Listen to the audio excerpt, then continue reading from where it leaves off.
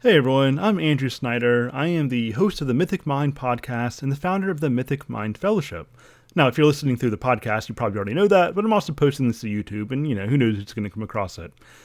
Now, we've been doing a number of things through the Mythic Mind Fellowship over the last year or so. The podcast has been going on for a while, but the larger fellowship has really been taken off over the last year or so. This fellowship is made of a number, at this point, over 50 mostly Christians who are generally interested in the humanities and literature, representing a number of traditions, a number of philosophies, but we all come around just the same general focus on literature, on myths, on legends, on things like Tolkien and Lewis and the various things that inspire them. That tends to be our general focus. Starting last year, I began leading some independent courses out of the fellowship. And so, beginning with the philosophy and fiction of C.S. Lewis, I led a course on Beowulf and Boethius, just wrapped up a course on Tolkien and the Lord of the Rings, and I've got a number of courses that are lined up throughout this year and into the next. But what's really exciting right now, what I want to talk about, is that we are now including some other course creators who are coming alongside us, who are joining with us in this fellowship to draw on their interest, to draw on their expertise, in order to just add to the catalog, the array of courses that we're able to provide for you. And in particular, right now, I want to talk about Josh Traylor's Paradise Lost course, which, as I post this, has just gotten started. And so it's not too late for you to join in. But, whether you're able to join us live, or maybe you're viewing this or you're listening to this in the future, this is going to be a set of materials. It's going to be invaluable to you as you approach this pivotal text in the English literary tradition. And so, if you're somebody who, you like Lewis, for example, I mean, it's hard to find many more significant influences on Lewis's writing. I mean, especially when you're talking about something like Paralandra, but even beyond, than we have in Paradise Lost. And so, if you're somebody who is inclined to watch this channel or listen to this podcast, then you're somebody who's going to benefit from having a strong guide to walk you through, to walk you into, to walk you, further up and further into Paradise Lost. And Josh is really going to be a great guide for you in that, as you're going to be able to tell through this episode today, as I'm going to provide you with his introduction to reading, to studying, to working with Paradise Lost. Now, if you want to continue on with Josh, and I strongly recommend that you do, then I'll leave a link to his Patreon page, which is kind of what's the front door to the Google Classroom. I'll leave that link in the show notes, both on YouTube and on the podcast. And also, if you're already a Mythic Mind patron, then you can access that course, which is already very inexpensive. But you can access that course for half price. And you can find that code on Patreon. If you have a hard time, then just contact me on X, contact me through Patreon, contact me through Discord, and I'll make sure that you get that patron code. But for now, let's go ahead and jump right into Josh's introductory lesson on studying Paradise Lost. Good day, everybody. So today, this is going to be the biggest video for the introductory portion of this course. This video is simply an introduction to Paradise Lost itself. Already talked about the life of John Milton, the historical context. Now we're going to get into talking about just a sweeping overview of the text itself. So where I wanted to start with that was with some of the influences on Paradise Lost. Like any other great work, or even not great work, Paradise Lost was written. It was written in a context, right? It was written with not just a historical context, but within a tradition and a literary canon, with philosophical influences and different paradigms of thought. So we need to talk about how those things have influenced this, just very briefly and at a high level. So first and foremost, the number one influence on Paradise Lost should obviously be the Bible, Scripture, Old Testament and New Testament, though there's going to be more allusions to the Old Testament. It's all one cohesive work, and Milton is going to see it that way, and they're a redemptive historical narrative that runs throughout Scripture, which he will absolutely talk about, especially towards the end of Paradise Lost in the last two books. So Milton is a Christian. Sometimes even Milton scholars, the secular ones, don't understand this point. We see this sometimes with Dante too, where there's just so many misreadings that come from people not understanding Orthodox Christianity, not specific denominational Christianity, but the theology of the Nicene Creed and the Chalcedonian definition and things that would be seen as historic Christian core beliefs. So people not understanding these things often limits their interpretation of something like Paradise Lost. But nevertheless, Milton was influenced by those things. Milton was an Orthodox Christian.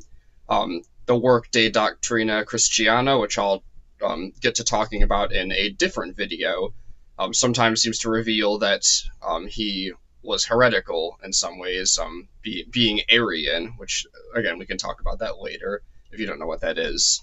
But there's a lot of things we don't know about that work. It's hard to say what Milton was doing with it, and it was written at the end of his life. So Paradise Lost is absolutely written from the perspective of Orthodox Christianity. There's way too much to unpack and comb through there for this video, but just know that. And certainly if you don't see it that way during the class, please feel free to ask questions and bring it up, and we will have a good, healthy dialogue about that. The main foundation for this poem, of course, is going to be Genesis chapters 1 through 3 in the biblical canon. So this is going to be foundational for the entire poem because there's events that take place before Genesis 1 and events that take place after the fall in Genesis 3. And the Archangel Michael at the end of this poem is going to explain to Adam the history that takes place throughout the Old and New Testament. But Genesis 1 to 3 are the main backdrop. I highly, highly recommend that you are reading and meditating on God's Word, especially Genesis 1 through 3, throughout this entire class, and just seeing the pieces connecting there, and trying to see what Milton's doing with the imagination and with the questions he's asking there, things that Scripture doesn't clearly answer for us, and God certainly is not required to answer all of our questions and provide more, right? He revealed to us what he chose to. But these questions are good to ask. They're interesting. They can even be helpful for the Christian life, and Milton's working with that. So another thing is just the Exodus journey. There's going to be kind of this pattern of the Exodus journey with just the social context and the journey through the wilderness. Just important to keep that in the back of your mind as well. In Paradise Lost, it starts with Promised Land, Eden, and it ends with wilderness, exile from Eden because of the fall, where Michael has to kick them out of Eden because of them being sinful now. And that's sort of like almost like a reverse Exodus, where like they're in the Promised Land and then they leave the Promised Land. Whereas if you know the Exodus story, they're in Egypt, Moses leads them out of Egypt through the wilderness, doesn't actually enter the Promised Land. That's going to be Joshua and Caleb's journey in the book of Joshua, right after the Torah in the English Bible. But nevertheless, we see those patterns. It's almost like a reverse Exodus in a way. So just keeping that in mind as well. There's certainly theme and influence there. All right, so most important influence is the Bible. No question about it. Just the history of the theology of the Christian church as well, just broadly speaking in terms of orthodoxy and Catholicity. But outside of Christian influences, the biggest influence is going to be the epic poets, the great epic poets of our Western canon.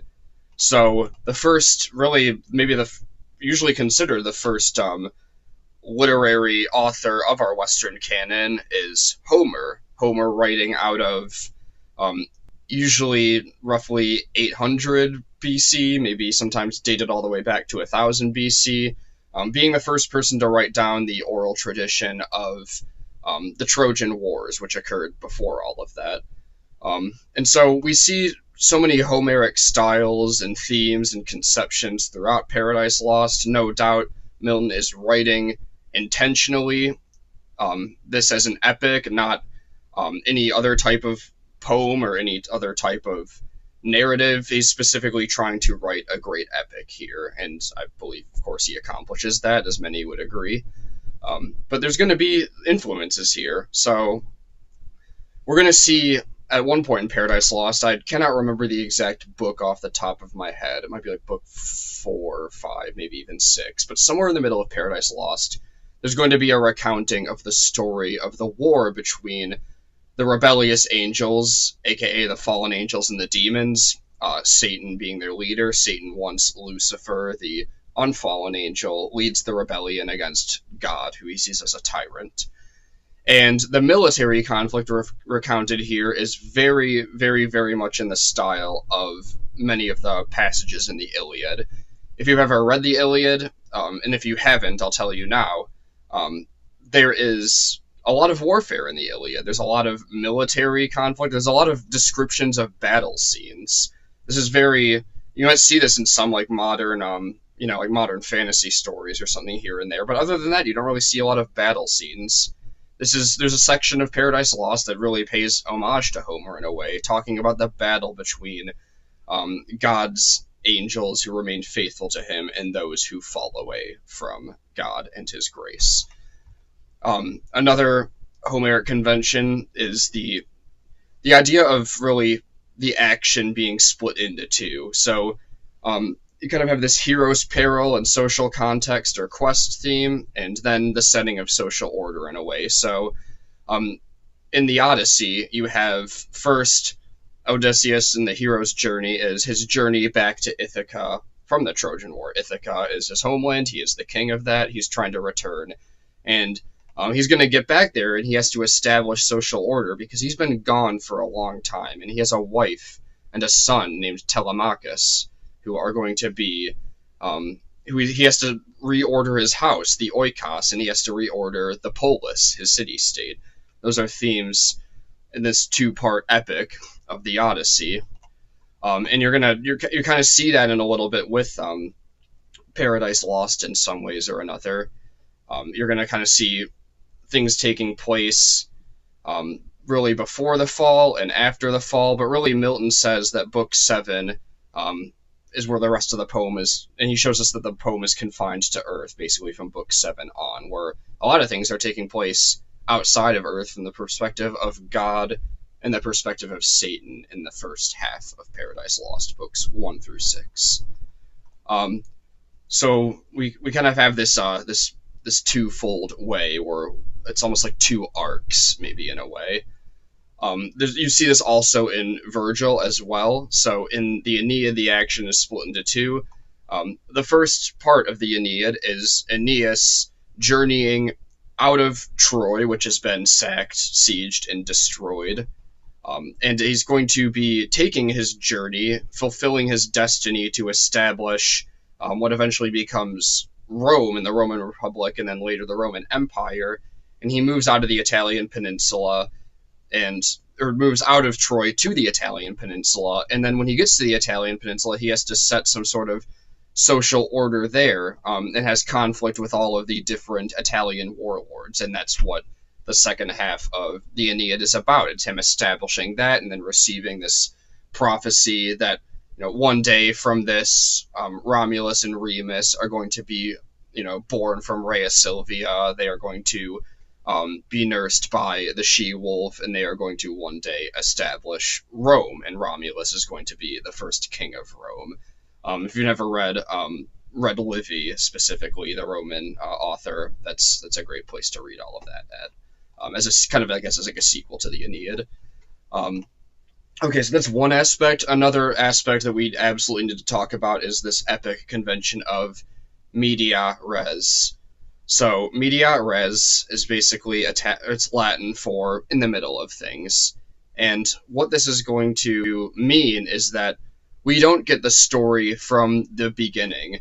The Iliad does not take place at the beginning of the Trojan War. It takes place at the end. It takes place in year 10 of 10, really towards the very end of the war, leading up to finally sacking the city of Troy, which is what the entire war was about for 10 years anyway. And we see the same thing in the Odyssey, where Odysseus, we do not start with Odysseus we don't start with him at Troy, like right after the sack, and him with his military platoon, but we see him on Calypso's island. So we wonder what happened there. Homer doesn't tell us. He doesn't tell us what happens at the beginning of for most of the Trojan War. Though there's references and allusions to things, a lot of that is left open. And we see the same thing with the Aeneid, in a sense, as well, where he starts at the destruction of Troy, not before that, goes on a journey, and then ends in New Troy, what eventually becomes Rome. And here's where we're going to see this in Paradise Lost. It opens, and you might expect, I'm not sure what you would expect, to be honest, but perhaps you might expect that it'll start with the battle, or that it'll start with creation. But it doesn't. It starts with Satan and his demons waking up basically in hell. They're going to wake up by the lake of fire in hell. They've already lost the war. It's going to be recounted later. This is an epic convention. It's the media res. Satan's in the middle of things. He hasn't gotten to Eden to tempt and corrupt Earth and humanity yet. But he has already lost the fight. He's already lost that battle. And this is the media res. That's where Paradise Lost begins. Undoubtedly, this is where John Milton is pulling these from, and I believe that is completely intentional at the end of the day. Certainly an epic convention. A couple other influences I just want to mention here is the Ecclesiastical History by Caedmon. This is basically just a medieval text recounting the history of the English Church. And this is where Milton's going to draw a lot of his British history from, and his invocation of the Muse. That's going to be another epic convention here where, you think like Sing to Me, O Muse in Homer. He's going to invoke the Muse, and this is the Muse of all muses. It's the Holy Spirit. You're going to see that right at the beginning of Book 1. But Caedmon famously claimed to have talked to an angel before he wrote this, and whatever angel that was supposedly supposed to be his muse, another key epic convention. Another one is, it'd be hard to mention an English epic without mentioning the Arthurian legend. The works of, Sir Thomas Malory being the most profound, but other ones, of course, like Geoffrey of Monmouth and other medieval texts as well. But we see themes of chivalry, a very key theme in the Arthurian legend, and we see those in Paradise Lost, especially as Eve falls, and they have to leave Eden and go on a journey, just the two of them, because no other humans exist yet. And Adam failed at chivalry in a sense, but he still has to aim at the good of chivalry in a way, to lead his wife, start a family with her, and properly lead the people after falling from Eden. He's promised of this future hope, like the seed of the woman crushing the head of the serpent. And so with that theological virtue of hope, he's going to carry on out there from that hope he's been given by Michael, who was sent by God. And he's going to have to really have these masculine and chivalric virtues as he properly leads his woman and his family through the new world, the fallen world, which they will inhabit and dwell in from here on out. Milton actually wanted to write his own Arthurian epic. He toyed around with the idea as for the great English epic, but he ended up writing Paradise Lost instead. Alfred Lord Tennyson in the late 19th century would take up the mantle of doing so with his Idylls of the King, which was written and published throughout the second half of the 19th century. Other influences were just medieval courtly love poetry. So this was kind of just like don't think of this as like a romance, like a soap opera or a romantasy book or anything that we would associate with romance in our time. I certainly can be quite critical of those things, and in some ways we should be, because I don't think they portray love and romance and such things very well. But courtly love poetry did portray these things in a more wholesome and, I think, true way. And we see this even influenced with Dante and the way that he talks about Beatrice in the Divine Comedy, certainly influenced by Italian and French courtly love poetry. And Milton's going to be drawing on these things as well. There's a lot to say about the connection between Milton and Dante. Hopefully talk about that at some point, but just time permitting, because there's a lot there as well. There's many questions of there, and wondering if he actually, if he actually was alluding to Dante in any way, or whether he read Dante, whether he liked him, whether he saw them as like somebody he was challenging for the Laurel crown in a sense. A lot there. I'm not gonna digress into that right now, but I hope we can talk about it at some point. And one last piece I want to hit on here as far as literary influences. This is not an exhaustive list, by the way. There are certainly many, many, many more. But the concept of a Socratic dialogue.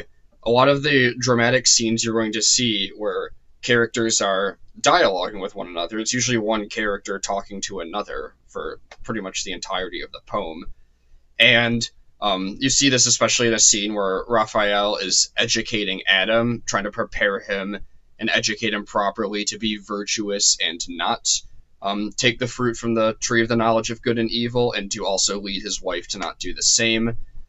That's going to be a key component here. But like the way even Satan just talking to his demons, or Adam and Eve talking to one another, Michael and Adam talking at the end of the poem, these all have a very Socratic dialogue feel. And if you've never read the dialogues of Plato, there's certainly a couple that are absolute essential reads, absolute essential parts of the Western canon, one of the most important authors of all time, in my opinion.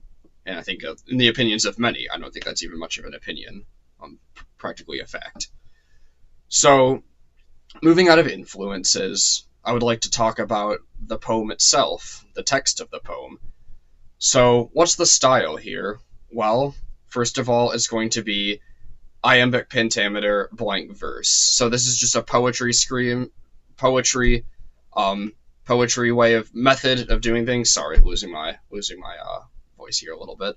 But it's going to be a 5-foot line, and it's going to be essentially just like 10 syllables long. So you can count it out. Da-da, da-da, da-da, da-da, da-da. You see that a lot in Shakespeare, right? Like, to be or not to be? That is the question. You're going to see this same convention, Milton coming right out of the English Renaissance, as Shakespeare was one of the predominant authors of that. But more than iambic pentameter, I want to focus on the idea of blank verse here. So blank verse essentially means that it doesn't rhyme. Milton saw this as extremely vulgar. He did not see it as fitting the epic convention, and he actually wanted poetry to move away from rhyming and this idea of like these couplets, the suffix of one line rhyming with the suffix of the next line. He wanted to move away from that entirely.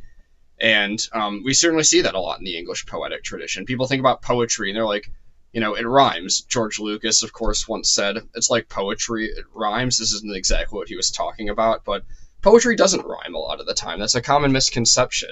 And Milton was trying to move away from that. And so there's no rhyming scheme here. There's no rhyming scheme in Homer. There's not a rhyming scheme in Virgil or Ovid, the main epic poets of the classical Greco-Roman world. In fact, same thing with Beowulf, right? We really only see this in Dante, in a sense, with this terza rima rhyme scheme, which I'm not going to digress to explain what that means, but Dante had a very specific rhyme scheme, and he used that, and you see that in the original Italian. But Milton's not going with that. He's not going to do the same thing that Dante was trying to do in Italy in the early 14th century. Milton's going back past Dante to the epics that previously named. So he's going to write it in blank verse. So don't expect rhymes, and don't get hung up on rhyming being, essential to poetry. It just is not. That in the history of the English poetic tradition, as well as other poetic traditions, just shows that it's just not true. It's not an essential component or element of poetry. So beyond style, let's talk about some themes here for a minute. So, first theme, and I'm just going to list some themes, not unpack them too heavily. I'm going to also, after this, pose some questions to be chewing on throughout the play, or throughout the drama. Sorry, the poem. There's a lot of things you kind of classify this as. Milton was also influenced by dramatic elements, by the way. Like think of like Sophocles or Euripides or Shakespeare, of course, others. But just think about these themes and these questions. If you have to just type them out on a separate Word document, write them down somewhere in a journal or a notebook, just have them on hand, because you're going to want to see where these things are coming alive all throughout. So I'm just going to list some here. One theme: obedience to God and the consequences of disobedience.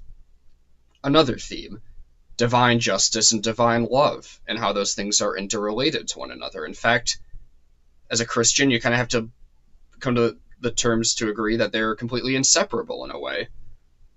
Third theme: the revelation between general or natural revelation and its fulfillment from special revelation, aka what God provided us in Scripture, and general revelation being one and connected to special revelation, these things being tied together, but special revelation further telling us specifically from God how to understand his word, but also natural order and creation, which is all around us. And we see this a lot in the Christian humanist tradition. Again, think Myth Became Fact, the famous C.S. Lewis essay. Think On Fairy Stories by J.R.R. Tolkien. I could name a few more, but I won't. But Milton is absolutely in this tradition, and it only takes reading the first, 30 or 40 lines of Paradise Lost to see this. Basically, his preamble to the whole poem. Another theme: the relationship between divine providence and free will.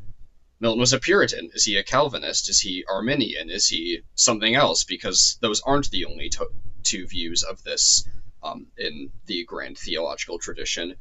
And there's mystery and paradox there pretty much no matter how you slice it. So how does Milton deal with that? Excellent thing to ponder throughout the poem. Think about how he's doing that. Is Adam responsible? Is Eve responsible? Is God responsible? Does he blame God in some way? He does not, but you will see how he deals with all of that in the poem. Another theme, goes hand in hand with the last one, is the problem of evil.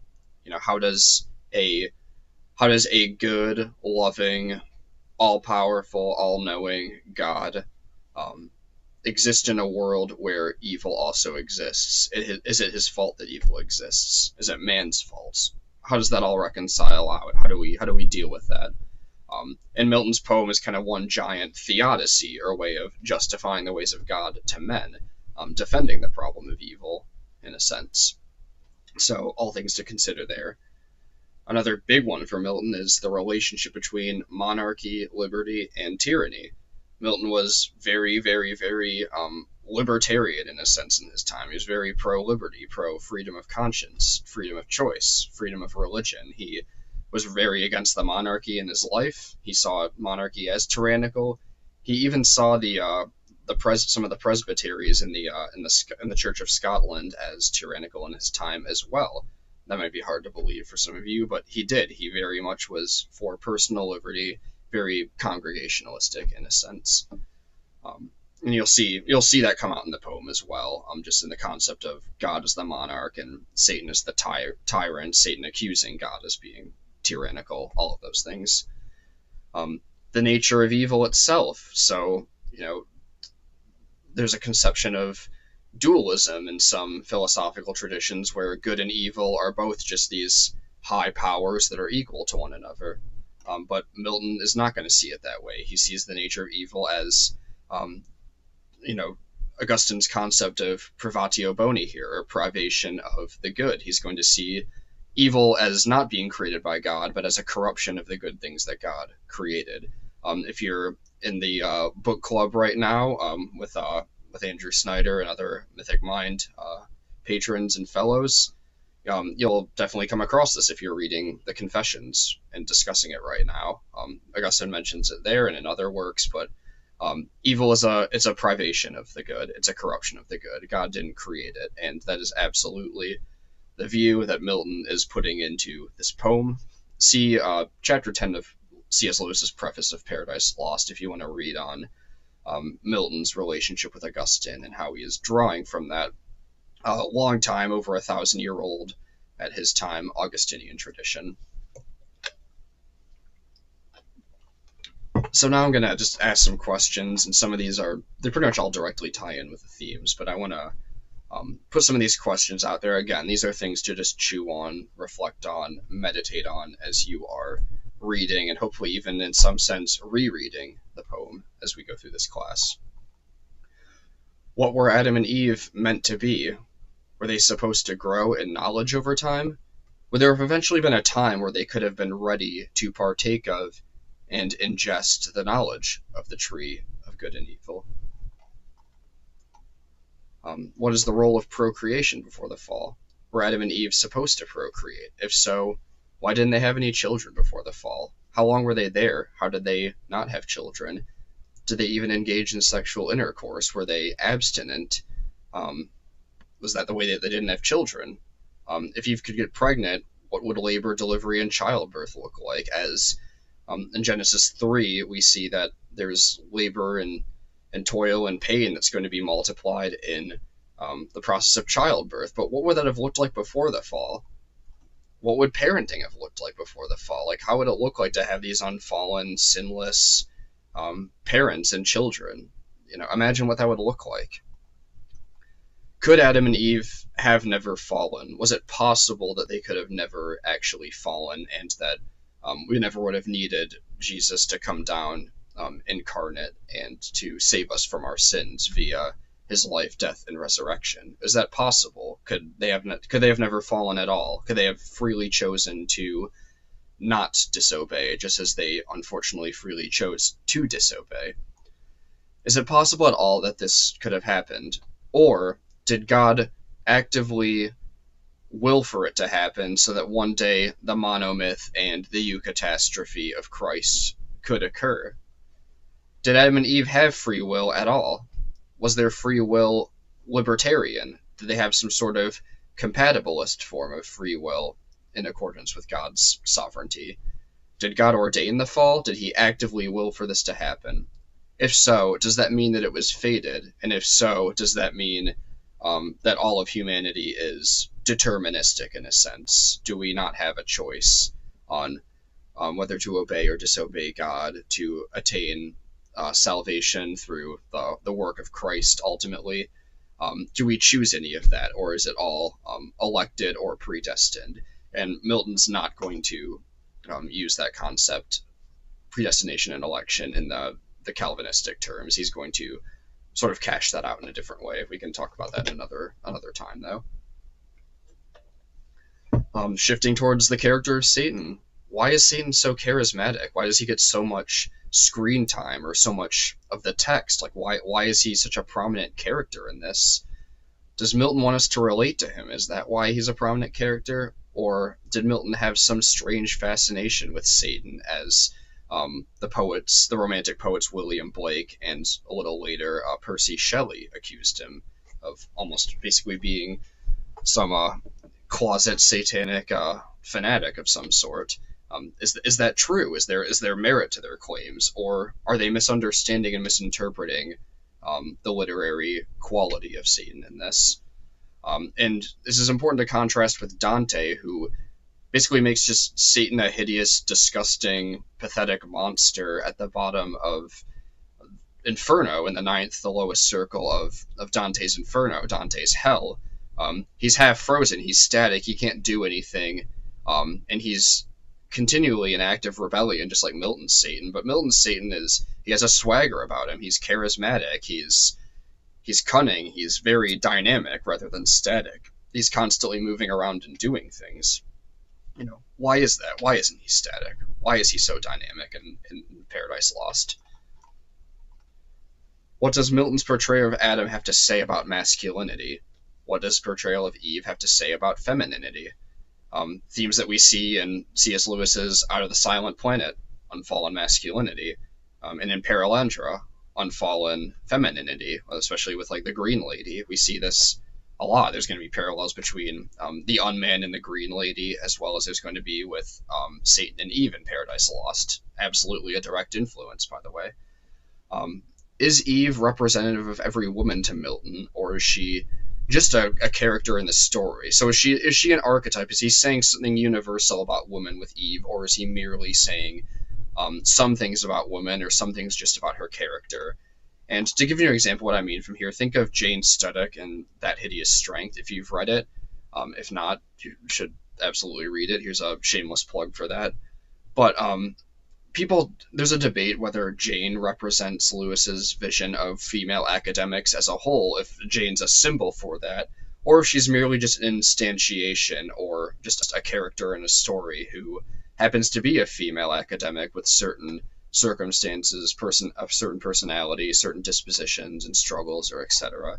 Some female academics actually dislike the way that Jane is portrayed in this for this reason, but others will say that she's not representative of all female academics. She's just a certain type of female academic as a character in the story. I agree with the latter on that one, but not here to parse that out or debate that. Just an interesting thought I know there's many Lewis fans probably signing up for this course, many who have read the Ransom trilogy, so I'm throwing those out there as examples.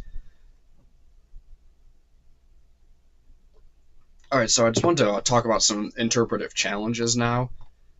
These are just more questions. I know I'm throwing just a ridiculous amount of questions at you. These aren't supposed to be things that you're answering on the spot.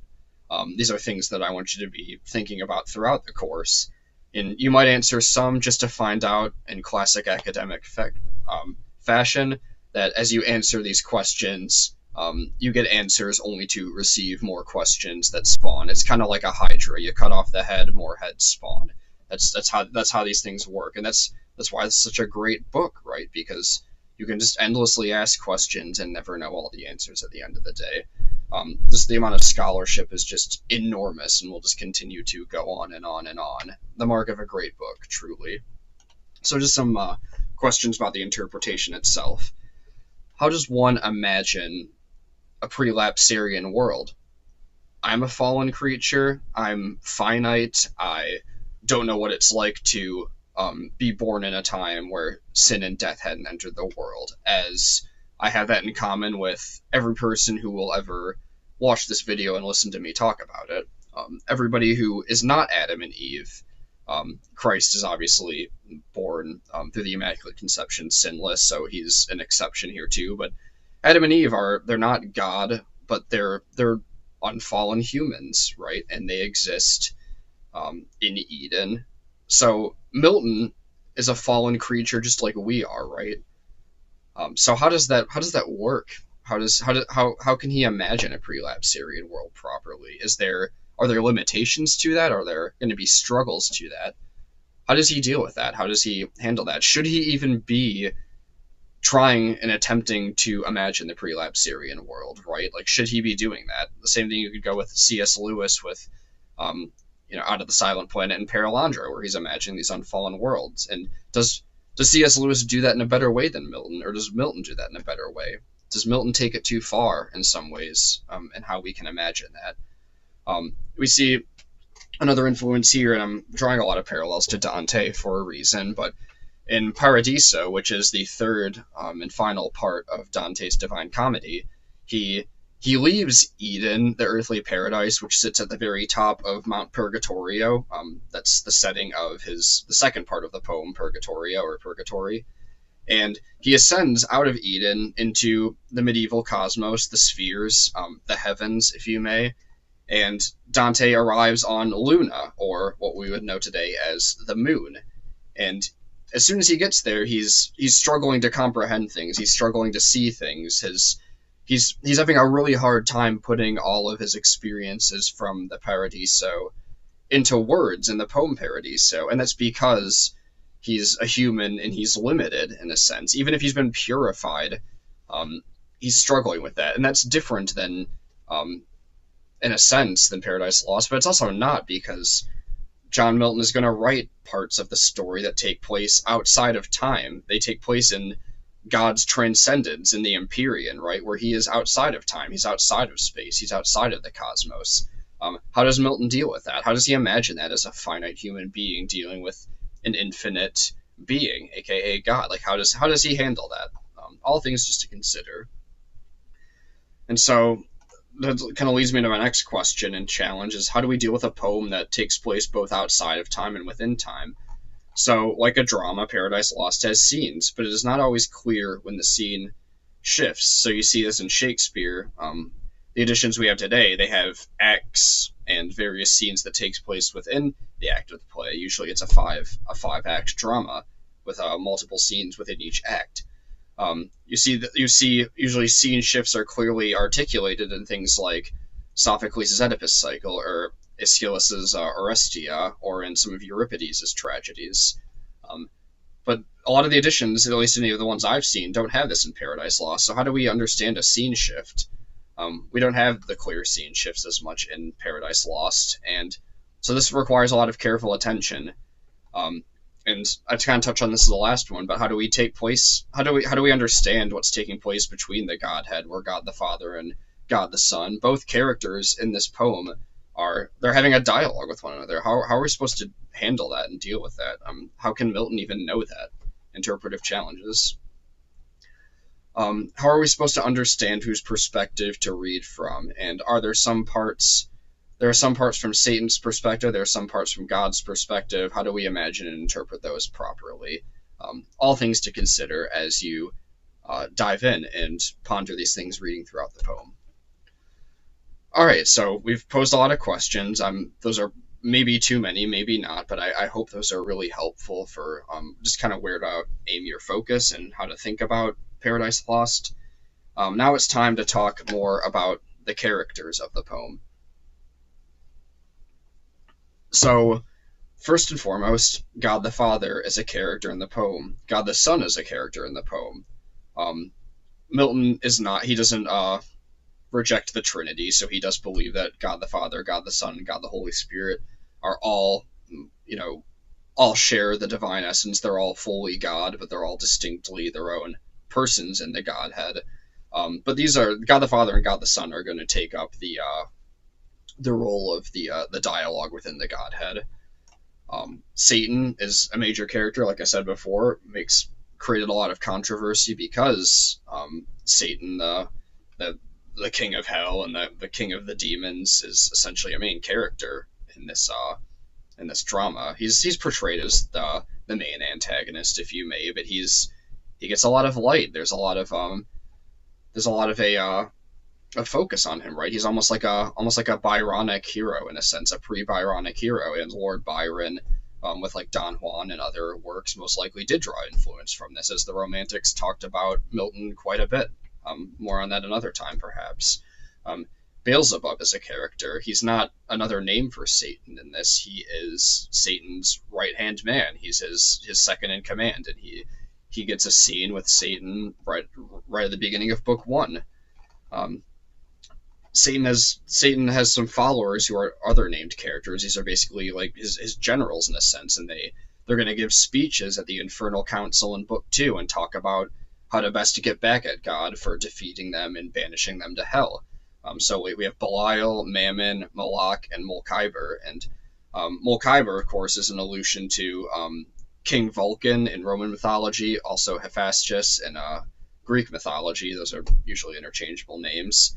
And he's the god of forge and smithery in Roman mythology, just as Hephaestus is in Greek mythology. So that name is another name for King Vulcan, and there's some allusions here to be gleaned, perhaps, as he's the builder of the Palace of Pandemonium. But pay strong attention to the motives and what these characters are getting at when they have this sort of council in book 2. It's fascinating to get there. Excited to get there and talk about it with you all. So sin and death are each literally a character in this poem. Death you might think of like personified as the Grim Reaper, but Michael says that death has many faces. An interesting thing to consider there. Other characters, of course, Adam and Eve, are human characters, are our first parents, as Milton will call them. They're basically, in a sense, the protagonists of this story. And the angels, of course, are important characters in the story. Literary critic Northrop Frye, in his essay The Story of All Things, says, "The angelic order is there to provide models for human action. They form a community of service and obedience, often doing things meaningless to them, except that as the will of God, they have meaning.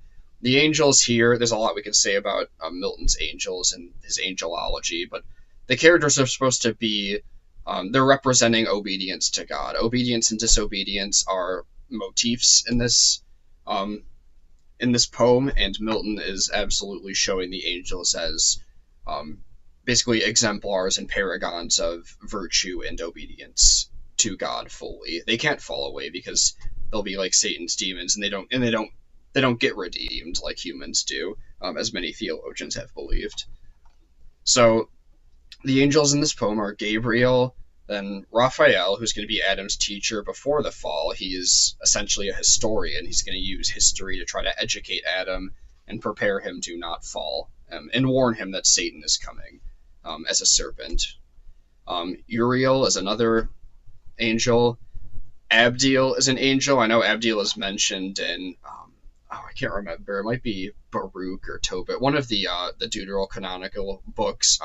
Obviously, if you're Roman Catholic, that's going to be a part of the biblical canon. For Protestants, it's more extra biblical, but I believe he's mentioned in one of those. I can look into that later. I'm sorry, I did not write that one down. But it's actually one of my favorite character moments in Paradise Lost is when Abdiel stands up alone against Satan and all his demons, is basically says, no, I'm not going to do this, and you guys shouldn't rebel against God. This is before they actually enact and engage warfare against God and the obedient angels. And Abdiel serves as basically the model of Christian virtue and the cardinal virtue of fortitude or courage, one who is wisely standing up against evil. He's not being a coward, but he's also not exercising a false form of courage and being a rash fool. No, he's properly in that Aristotelian mean between the two extremes, and he's faithful, he's courageous, he's exercising fortitude. I did write about this. I wrote a piece called Abdiel the Faithful, a Celestial Model of Christian Fortitude. You can find that on my Substack. You can also find it in a PDF on the course page.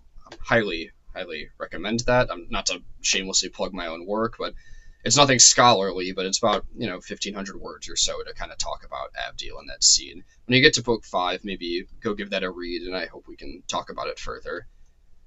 Michael, another character in this. Michael's the one who's responsible and tasked by God to kick them out of Eden, but he's also tasked with educating Adam and preparing him for life outside of Eden, fallen life. And he's going to teach him about the history of his descendants, sort of looking forward down the corridors of time of what's to come with his people and the hope that's ultimately going to come through Jesus Christ, and giving him that theological virtue of hope. Okay, I have said a lot here about the poem, about this magnificent work, and I just wanted to close with some advice for how to read Paradise Lost. Some really kind of practical tips for just how to go through the poem. I hope these are helpful to you as they've been helpful to me. I did not do these the first time I read them. I had a professor at Memoria College recommend this to me, and I did it the second time that I read the poem, and it was extremely helpful, to say the least. So, first off, and I did do this one the first time, actually. The other ones I didn't do, but annotate the work. Always annotate a great book. Write in the margins. Write questions. Write answers. Circle words that you don't understand. Maybe look some of them up. Keep a journal of quotes that you love, and perhaps even commit these to memory. The beauty of memory, though our memory is fallen and fickle and fails us at times, if you memorize poetry, you take the poems with you wherever you go. And there's some beauty about that, where, like, first of all, you don't have to have a conversation with somebody and say, hold on, let me look up this thing that T.S. Eliot said one time. Let me look up this poem, and then sit there on your phone and try to Google it. No, how profound is it if you can just recite those words from memory? Recite things from Paradise Lost and pull them out in real life scenarios and conversations with friends and family and others. That's a magnificent and underrated thing. Perhaps if you are like me and you like to occasionally unplug and go backpacking out in the woods where you don't have reception. You don't lose Paradise Lost just because you don't have a copy of it with you, because you've kept it up here, you've committed it to memory, and that poem can essentially not leave you in a way. Um, okay, so here's some advice that did come from my professor at Memorial College. So write the name of the speaker in the margins every time there's a new speaker in the poem. This is an easy way to just keep track of who's talking. It's not always so easy to do that. It's not like most of the time if you go to Barnes and Noble today and pick up like a fantasy or sci-fi novel or something, it's usually pretty easy to keep track of that. And I don't find that to be the case with Paradise Lost. Furthermore, with that, write in quotation marks where they begin speaking, and write the ending quotation marks at the end of their speech. This helps you to keep track of where they're speaking and where they're not.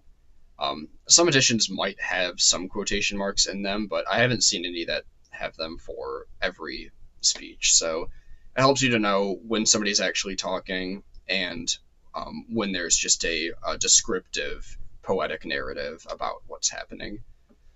And then thirdly and finally with this goes hand in hand with the speaker. Write the setting out. Every time the setting changes, there will be multiple settings at times within just one book of Paradise Lost. So write that. You're going to get a description of when the setting changes. Write the setting. Write, oh, they're in Eden now. Now they're in heaven and the angels are talking. Now they're within the Godhead, and perhaps even in the Empyrean, in the transcendent realm that goes beyond all the cosmos. Right when they're in hell, when Satan's talking to his demons, or when he's at the gates of hell trying to get out. Keep track of all these things. It's good to note that at the end of the day, and I think that'll be extremely helpful especially when you try to revisit things and reread things for further comprehension. That'll be extremely helpful. And just remember, if you can't get over the writing on a book thing, write in your books, especially the hard ones, and don't see rereading a book with notes in it as a bad thing. See it as a good thing, because if you come back and there's questions or things you wrote down and you think, oh, that was stupid, that was foolish, I wasn't thinking about this right, celebrate that. You know why? Because that's growth. That means you've learned something since your last visit, and you will grow in every revisitation of a great book, and it's wonderful to be able to see your progress with that. So don't look at that as a bad thing. Look at it as a good thing and a beautiful thing. You are growing in your intellectual life and journey, and that is wonderful. Anyway, this has been rather lengthy. This is the longest video I'm going to record for these introductory videos, but this is the most important one, and the one that you would want to pay the most attention to and hopefully take notes on. I hope this has been really helpful, though, overall, and I really look forward to our journey through Paradise Lost together this semester. Thank you, and God bless. All right, I hope that you enjoyed that presentation, as I know that I certainly did. I personally look forward to benefiting from Josh's expertise here, and I know that you will as well. And so if that interests you and you want more of that, then please go and enroll in Josh's course, whether you're able to join with us live or you simply want these materials to use at your own leisure. All right, well, that's it for now. I hope to see you around, and until next time, Godspeed.